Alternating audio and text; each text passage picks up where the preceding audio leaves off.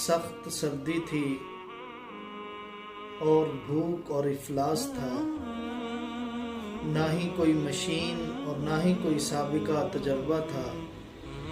फिर भी इतनी तवील और अरीज और अमीक खंदक, जिसका फासला 6 किलोमीटर और जिसकी चौड़ाई 5 गज थी, सहाबाए कराम रिज़वानुल्लाह अलैहिम अजमाइन ने सिर्फ 6 दिनों में खोद डाली। आप जितना भी गौर व फिक्र करें, जितना भी सोच लें, आखिरकार आप इस नतीजे पर पहुँचेंगे कि सहाबा के अंदर वो ऐसी कौन सी क़ुव्वत और ताकत थी जिन्होंने मुख्तसर से वक़्त के अंदर इतनी गहरी, अमीक और तवील खंदक सिर्फ 6 दिनों में खोद डाली। आप इस नतीजे पर पहुँचेंगे कि वो सिर्फ़ और सिर्फ उनके अंदर एक ईमानी ताकत थी।